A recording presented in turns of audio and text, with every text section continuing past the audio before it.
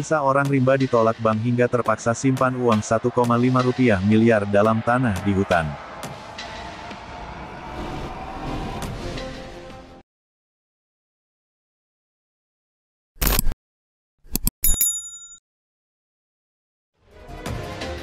Ingin menabung 1,5 miliar rupiah tapi ditolak bank, Jailani cemas bawa uang pulang, tidur tak lelap.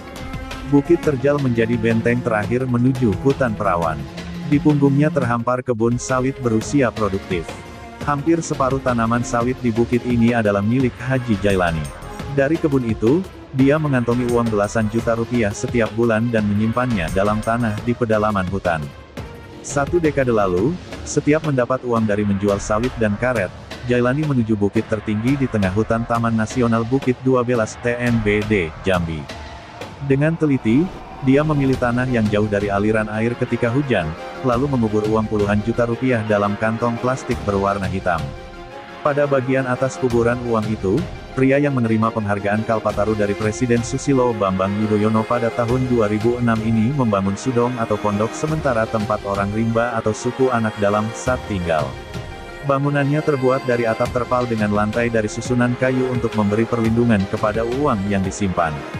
Dia menyimpan uang di dalam tanah selama 2,5 tahun. Pertemuan Jailani dengan Komunitas Konservasi Indonesia (KKI), Warung Informasi Konservasi (WARSI), membuat Jailani mengenal bank. Kala itu, Jailani masih menyandang jabatan Tumenggung Air Hitam. Namanya masih Tarib. Namun, setelah memeluk Islam, dia memakai nama Jailani sampai sekarang. Setelah mengenal bank sebagai tempat menyimpan uang, lelaki yang berusia lebih dari 60 tahun ini. Saya tidak punya kartu tanda penduduk KTP, dan alamat rumah saya hutan. Maka, saya disuruh orang bank membawa uang itu pulang, kata Jailani saat ditemui Kompas.com di rumahnya, di Desa Air Panas, Kecamatan Air Hitam, Kabupaten Sarolangun, Jambi, pertengahan Mei. Ekspresi kecewa terlihat pada air muka lelaki rimba peraih Kehati Award ini saat menceritakan peristiwa tersebut. Dia menyayangkan pihak bank tidak memiliki belas kasih dan tega melihatnya harus menyimpan uang sebanyak itu di dalam tanah.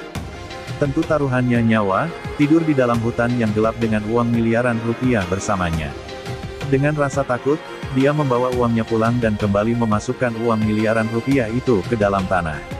Kali ini tidurnya menjadi tidak lelap. Sebab, kabar dirinya memiliki uang yang sangat sesuai banyak telah tersiar hingga ke orang-orang yang tinggal di kampung transmigrasi yang berada di kaki Bukit 12. Beberapa bulan setelah ditolak bank, ada orang yang menawarkan kebun sawit. Tanpa berpikir panjang, dia langsung membelanjakan separuh uangnya untuk membeli kebun tersebut.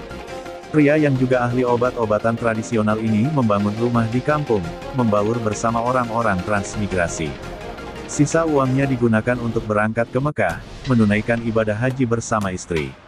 Setelah menetap di kampung, kebutuhan Jailani pun terus bertambah. Berbeda ketika tinggal di hutan, yang bisa makan dari alam. Sekarang kebutuhan hidup membengkak karena harus membayar listrik dan pulsa, mengisi perabot rumah, dan memenuhi kebutuhan dapur selayaknya masyarakat umum. Kalau di hutan cuma butuh uang 100.000 rupiah, tapi kalau tinggal di dusun kampung, bisa 2 juta rupiah kita habis, ucapnya dengan lirih. Diskriminasi industri keuangan.